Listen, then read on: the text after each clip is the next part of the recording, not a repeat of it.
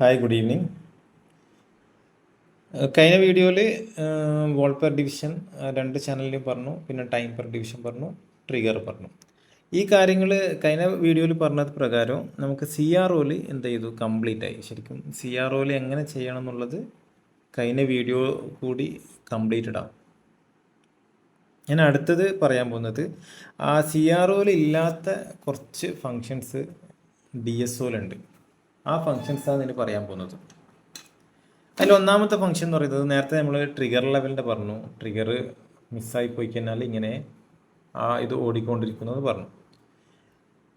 അപ്പോൾ ഇതിൽ വേറൊരു ഓപ്ഷൻ ഉണ്ട്. ഈ ഡി എസ് ഒയിൽ ഇങ്ങനൊരു ഈ റൺ സ്റ്റോപ്പ് എന്ന് പറഞ്ഞിട്ടൊരു ബട്ടൺ ഉണ്ട്.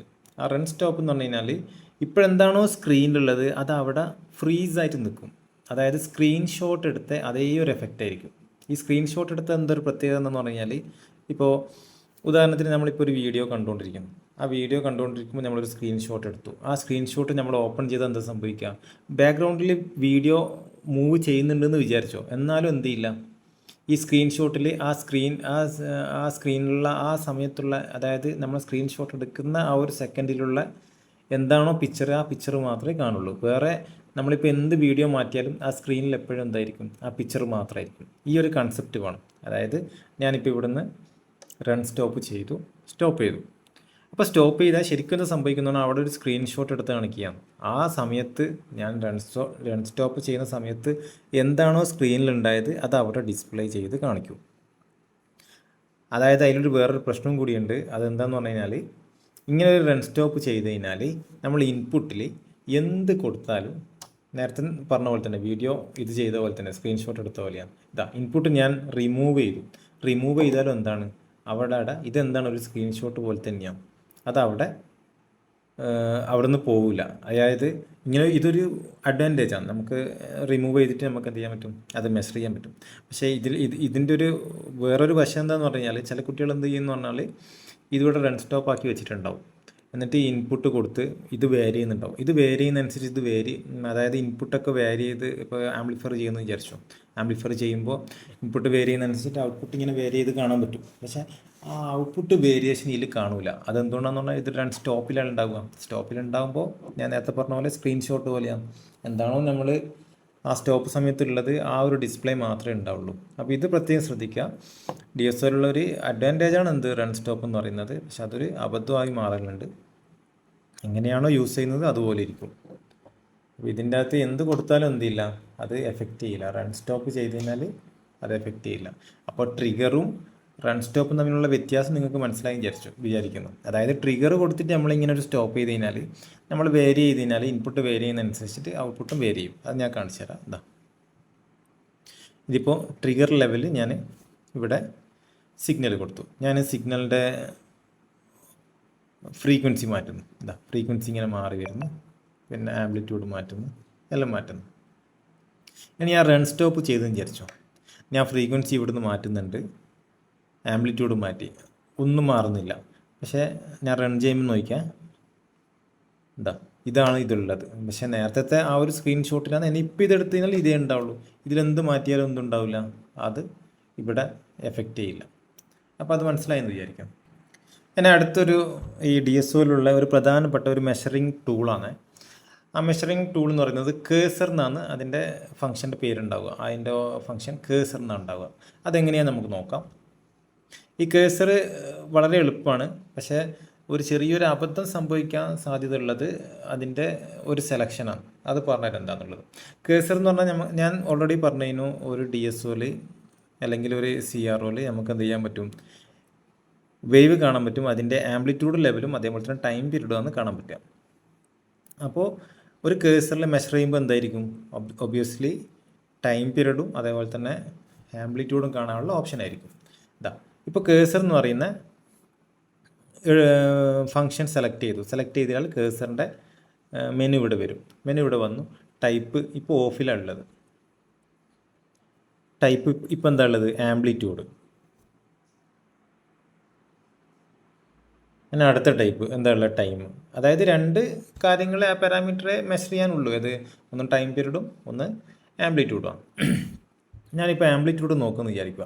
അപ്പോൾ ഒരു ആംപ്ലിറ്റ്യൂഡ് എങ്ങനെ മെഷർ ചെയ്യാം കേസർ വെച്ചിട്ട്, അതാണ് ഞാൻ പറഞ്ഞു വരുന്നത്.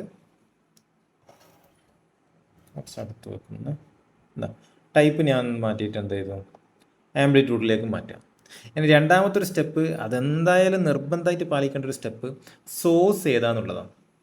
ഈ ടൈം പീരീഡിൽ ഞാൻ ഓൾറെഡി പറഞ്ഞിരുന്നു, ടൈം പീരീഡ് രണ്ടിലും സെയിം ആയിരിക്കും. ടൈം പെർ ഡിവിഷൻ രണ്ട് ചാനലും സെയിം ആയിരിക്കും. അതുകൊണ്ട് തന്നെ ടൈം പീരീഡിൽ അതൊരു ബോധർ ചെയ്യണ്ട. പക്ഷേ ആംപ്ലിറ്റ്യൂഡ് നോക്കുമ്പോൾ നിങ്ങൾ എന്തായാലും ചെയ്യേണ്ട ഒരു കാര്യം, അത് ടൈം പീരീഡിലും നിങ്ങൾ നോക്കിക്കോ, പക്ഷേ പ്രത്യേകിച്ചിട്ട് ആംപ്ലിറ്റ്യൂഡ് മെഷർ ചെയ്യുമ്പോൾ, കേസറിലെ ആംപ്ലിറ്റ്യൂഡ് മെഷർ ചെയ്യുമ്പോൾ സോഴ്സ് എന്തായിരിക്കണം, നിങ്ങൾ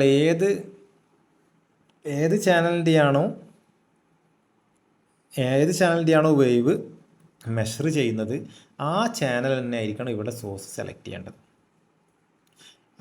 അതങ്ങനെയല്ല ചെയ്തതെങ്കിൽ എന്താ സംഭവിക്കാമെന്ന് ഞാൻ പറഞ്ഞുതരാം. ഇപ്പം ഞാനിവിടെ കൊടുത്തത് 1 വോൾട്ട് 1 കിലോ ഹെർട്സിൻ്റെ ഒരു സൈൻ വേവാണ് ഞാൻ കൊടുത്തിട്ടുള്ളത് ഇവിടെ. അപ്പോൾ അതെങ്ങനെ മെഷർ ചെയ്ത് നോക്കുക. അപ്പോൾ ടൈപ്പ് ആംപ്ലിറ്റ്യൂഡ് ഞാനിപ്പോൾ പീക്ക് ടു പീക്കാണ് മെഷർ ചെയ്യാൻ പോകുന്നു. അതേപോലെ തന്നെ സോഴ്സ് ചാനൽ 1 ആക്കിയിട്ടുണ്ട്.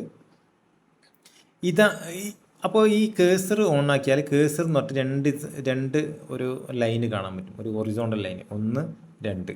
ഈ ഒരു ലൈന് ബോൾഡായിട്ടും ഒരു ലൈന് ഡോട്ടഡ് ആയിട്ടും കാണാൻ പറ്റും. അതായത് അത് രണ്ട് കേസറാണ്, ഒന്ന് കേസർ 1 ഒന്ന് കേസർ 2 ആണ്. അപ്പോൾ ഇവിടെ കാണാം, ഇതാ കേസർ 2 കേസർ 1. ഈ കേസർ 1ൻ്റെ ഇവിടെ ഒരു വെയിറ്റ് ബാക്ക്ഗ്രൗണ്ട് കാണുന്നുണ്ട്. അതായത് ഈ കേസറാണ് ഇപ്പോൾ ആക്റ്റീവ് ആയിട്ടുള്ളത്. അതായത് ഇവിടെ കണ്ടിന്യൂസ് ലൈനിൽ കാണുന്ന ആ കേസർ എന്താണ്, കേസർ 1 ആണ്. ഇനി കേസർ എന്നാണ് പറയുക, ഈ ലൈനിന് കേസർ എന്നാണ് പറയുക. അപ്പോൾ ഈ കേസർ 1 ആണ് ഇപ്പോൾ ആക്റ്റീവ് ആയിട്ടുള്ളത്, ഈ കണ്ടിന്യൂസ് ലൈനുള്ളത്. ഡോട്ടഡ് ലൈനുള്ളതാണ് കേസർ 2. അപ്പോൾ അതെങ്ങനെ കേസർ 1ഉം 2ഉം സെലക്ട് ചെയ്യൽ എങ്ങനെയാണെന്ന് പറഞ്ഞു കഴിഞ്ഞാൽ, എന്താ കേസർ 2ൻ്റെ നേരെയുള്ള ഈ ബട്ടൺ പ്രസ് ചെയ്ത് കഴിഞ്ഞാൽ കേസർ 2 സെലക്ട് ചെയ്യും. അപ്പോൾ ഇതെന്താ, ഈ ഡോട്ടഡ് ലൈനും ഇത് ബോൾഡ് ലൈനുമായി.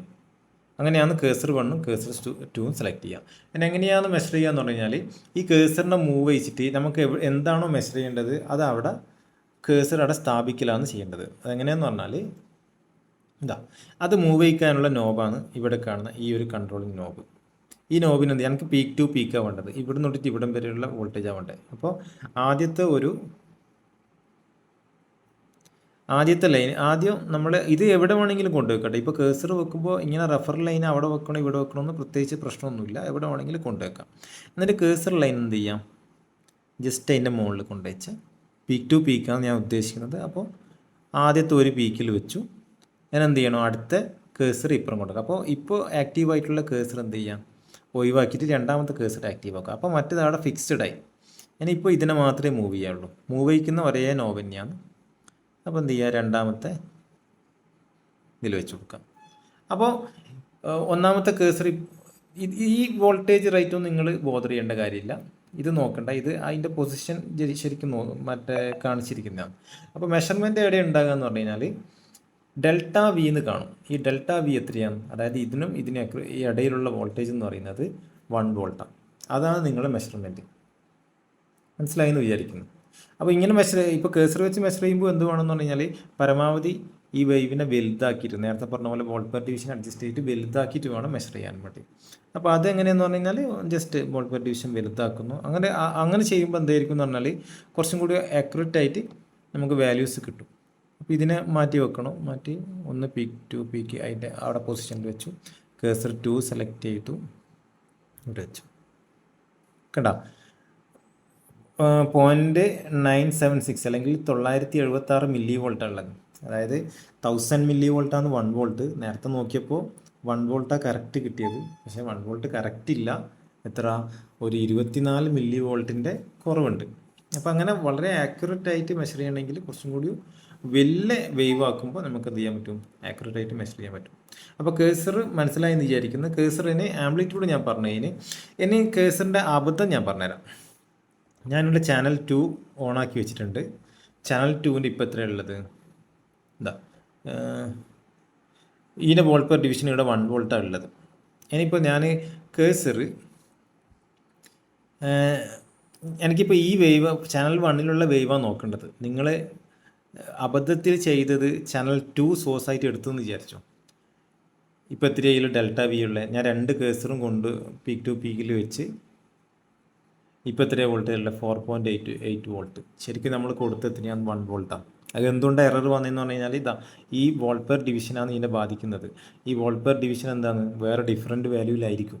അതുകൊണ്ടാണ് ഞാൻ പ്രത്യേകം പറയുന്നത്, ആംപ്ലിറ്റ്യൂഡ് നോക്കുമ്പോൾ കേസർ വെച്ചിട്ട് ആംപ്ലിറ്റ്യൂഡ് നോക്കുമ്പോൾ എന്ത് ചെയ്യണം, സോഴ്സ് എപ്പോഴും നിങ്ങൾ ഏത് വേവാണോ മെഷർ ചെയ്യുന്നത് ആ വേവ് തന്നെ സെലക്ട് ചെയ്തിരിക്കണം, അല്ലെങ്കിൽ ഇതുപോലെ എറർ വരും.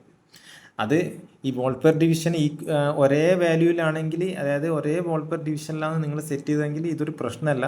പക്ഷെ അത് എപ്പോഴും അങ്ങനെ ആയിരിക്കണമെന്നില്ല.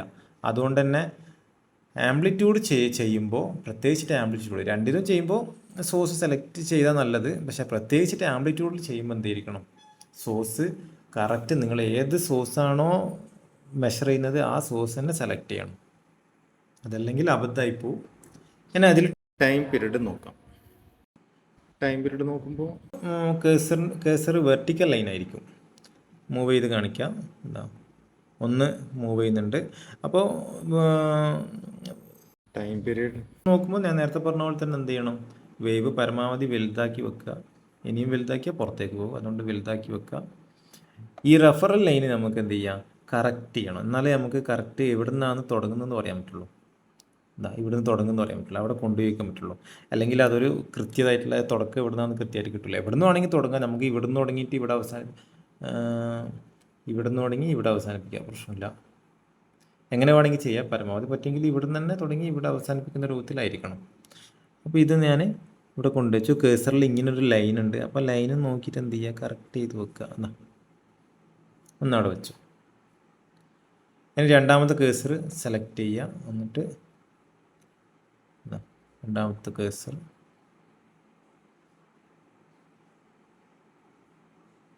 കിട്ടി.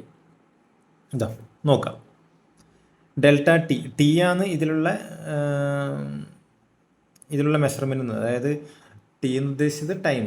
അപ്പോൾ ഡെൽറ്റ ടി, നേരത്തെ ഡെൽറ്റ വി ആണ് നോക്കിയത്, ഇപ്പോൾ delta T 950 micro second.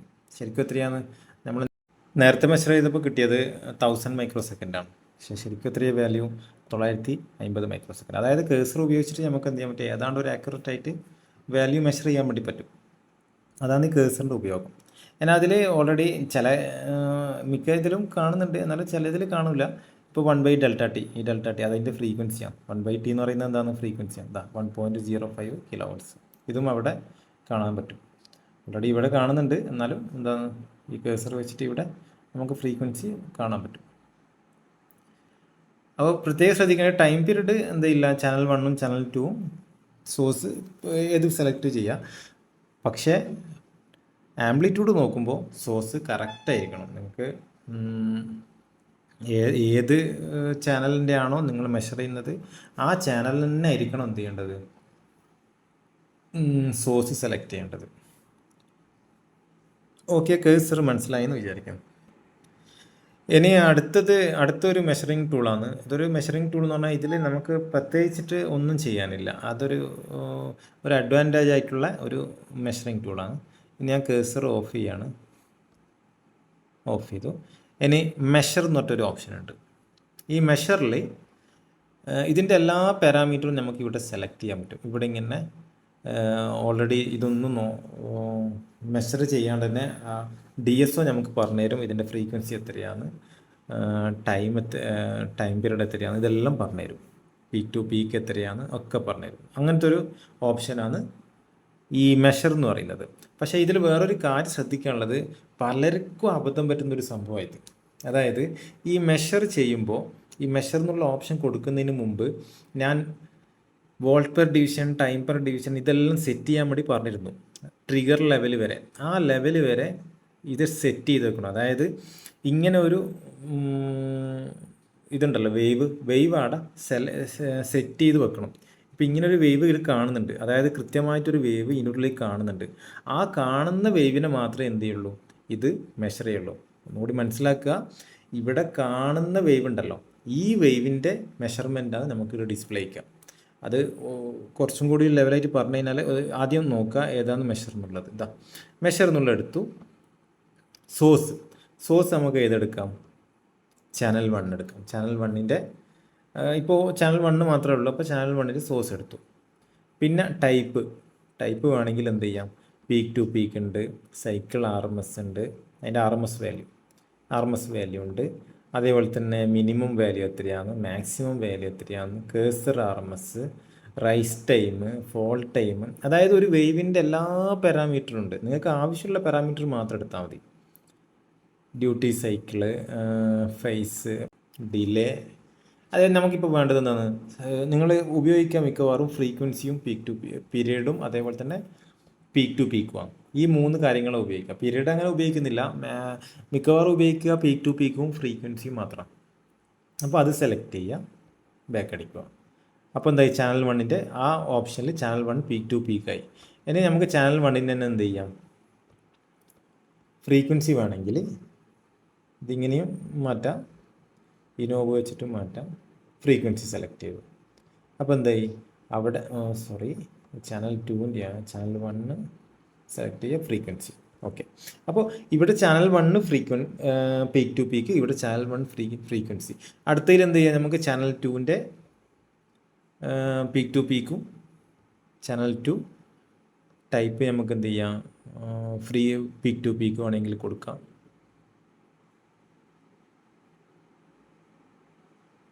Peak to peak channel 2ൻ്റെ ബാക്ക് കൊടുക്കുക. അടുത്ത ഓപ്ഷനിൽ നമുക്ക് എന്താ കൊടുക്കുക, എന്ത് വേണമെങ്കിൽ കൊടുക്കുക. ചാനൽ 1ൻ്റെ കൊടുക്കുക, ചാനൽ 2ൻ്റെ കൊടുക്കുക. അതാണ് ഈ ഓപ്ഷൻ. ഇപ്പോൾ ചാനൽ 2ൻ്റെ ഞാൻ കൊടുത്തു, ടൈപ്പ് ഫ്രീക്വൻസി കൊടുത്തു. അതായത് ഇങ്ങനെയുള്ള ചാനൽ 1ൻ്റെ പീക്ക് ടു പീക്ക്, ചാനൽ 1ൻ്റെ ഫ്രീക്വൻസി, ചാനൽ 2ൻ്റെ പീക്ക് ടു പീക്ക്, ചാനൽ 2ൻ്റെ ഫ്രീക്വൻസി. ഇത് ചാനൽ 2ലൊന്നും കൊടുക്കാത്തതുകൊണ്ടാണ് ഇവിടെ ഓഫ് ആയിട്ട് കാണുന്നത്. അപ്പോൾ ഇങ്ങനെ നമുക്ക് സെപ്പറേറ്റ് ആയിട്ട് കൊടുക്കാം. അപ്പോൾ ഇത് ശ്രദ്ധിക്കേണ്ട ഒരു കാര്യം, ഇവിടെ എന്താണോ വേവ് ഉള്ളത് അത് അതിൻ്റെ മെഷർമെൻ്റ് ആയിരിക്കും. അതെന്താണെന്ന് ഞാൻ കാണിച്ചു തരാം. ഇതിപ്പോൾ സെറ്റ് ചെയ്തത് ഇങ്ങനെയെന്ന് വിചാരിച്ചോ. ഇപ്പോൾ അതിലെന്താ കാണുന്നത്, 508 മില്ലി വോൾട്ട് എന്നിട്ടൊരു ക്വസ്റ്റ്യൻ മാർക്കാണുള്ള. ശരിക്കും അതിൻ്റെ മെഷർമെൻറ്റ് എത്രയാണ്, 968 മില്ലി വോൾട്ടാണ്. ഇങ്ങനെ പോകുമ്പോൾ എന്താ സംഭവിക്കുക എന്നാൽ DS1 അത് ഐഡൻറ്റിഫൈ ചെയ്യാൻ പറ്റില്ല, അതിൻ്റെ പീക്ക് ടു പീക്ക് ഐഡൻറ്റിഫൈ ചെയ്യാൻ പറ്റില്ല. അതുകൊണ്ടാണ് അവിടെ ക്വസ്റ്റ്യൻ മാർക്ക് കാണുന്നത്. അപ്പോൾ അതെന്തായിരിക്കണം, നമ്മൾ സ്ക്രീനിൻ്റെ അകത്തായിട്ട് നമ്മളത് സെറ്റ് ചെയ്യണം, എന്നാലേ അതിനെ മെഷർ ചെയ്യാൻ പറ്റും. അപ്പോൾ ഫ്രീക്വൻസി ഇപ്പോൾ ഇതിങ്ങനെ വരുന്നുണ്ടാകുന്ന ഫ്രീക്വൻസി ഏതാണ്ട് സെയിം ആയിട്ട് കാണുന്നത്. ഇതിപ്പോൾ ഫ്രീക്വൻസി എന്താണ്, ഇങ്ങനെ ഒരു പുറത്തേക്ക് പോയി കഴിഞ്ഞാൽ ഫ്രീക്വൻസി എന്ത് ചെയ്യില്ല, നമുക്കത് കാണാൻ പറ്റില്ല. കണ്ട. അപ്പോൾ അപ്പോൾ ഇതിൻ്റെ ഒരു മറ്റേ തിയറി എന്താണെന്ന് പറഞ്ഞു കഴിഞ്ഞാൽ, ഇതിൻ്റെ അകത്തുള്ളതിൻ്റെ മെഷർമെൻറ്റേ ഇത് നടത്തുള്ളൂ. അതായത് നിങ്ങൾ അതിൻ്റെ അകത്ത് കൊണ്ടേക്കണം. അകത്ത് കൊണ്ടേച്ചാൽ മാത്രമേ എന്ത് ചെയ്യുള്ളൂ, ആ മെഷർമെൻറ്റ് അത് കറക്റ്റ് മെഷർമെൻറ്റ് കാണിക്കുള്ളൂ. ഇതിൻ്റെ അകത്ത് എന്താണോ ഉള്ളത് അതാണ് മെഷർ ചെയ്യുക. ഇതിൽ പലർക്കും അബദ്ധം പറ്റും. കാരണം വേവ് ഉണ്ട്, ഇതിൽ മെഷർ ചെയ്യുന്നത് വേറെ ഏതോ വാല്യൂ ആണ് എന്ന് പറയുന്നത് പല അബദ്ധവും ഞാൻ കണ്ടിട്ടുണ്ട്. അപ്പോൾ അതുകൊണ്ട് ഇത് ശ്രദ്ധിക്കുക. നിങ്ങൾ അതിൻ്റെ അകത്ത് കൊണ്ടുവെക്കുക, എന്നിട്ട് മെഷർ നോക്കുക. അകത്ത് കൊണ്ടുവരാണ്ട് മെഷർ നോക്കിയിട്ട് കാര്യമില്ല. ഓക്കെ, അത് മനസ്സിലായെന്ന് വിചാരിക്കുന്നത്. മെഷർ നിങ്ങൾക്ക് എല്ലാവർക്കും മനസ്സിലായി വിചാരിക്കുന്നത്. അപ്പോൾ 2 മെഷറിങ് ടൂളാണ് ഇപ്പോൾ പറഞ്ഞിട്ടുള്ളത്. ഒന്ന് കേസറിൻ്റെ ശ്രദ്ധിക്കേണ്ട കാര്യം പ്രത്യേകം പറഞ്ഞിട്ടുണ്ട്. അതേപോലെ തന്നെ മെഷറിൻ്റെ കാര്യം പ്രത്യേകം സെലക്ട് ചെയ്യേണ്ടത് അതിൻ്റെ അകത്ത് കൊണ്ടുവയ്ക്കുക എന്നുള്ളത്. കേസറിൽ ഓൾറെഡി നിങ്ങളത് വേവ് ആ സ്ക്രീനിൻ്റെ അകത്ത് കൊണ്ടുവയ്ക്കും. പക്ഷേ മെഷർ ചിലപ്പോൾ അത് ശ്രദ്ധിക്കാൻ സാധ്യതയില്ല. മെഷറിൽ ശരിക്കും ശ്രദ്ധിക്കേണ്ടത് അതിൻ്റെ അകത്ത് ആ വേവ് കൊണ്ടുവയ്ക്കുക എന്നുള്ളതാണ്. Okay, thank you. ഇത് മനസ്സിലായെന്ന് വിചാരിക്കുന്നു.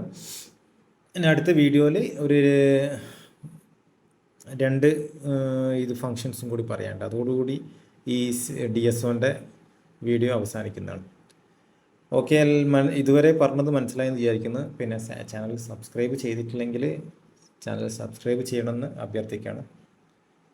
സബ്സ്ക്രൈബ് ചെയ്തതിനാൽ നിങ്ങൾക്ക് ഇതുപോലത്തെ വീഡിയോകൾ അപ്ഡേറ്റ് ചെയ്ത് കാണാൻ പറ്റും. Okay, thank you.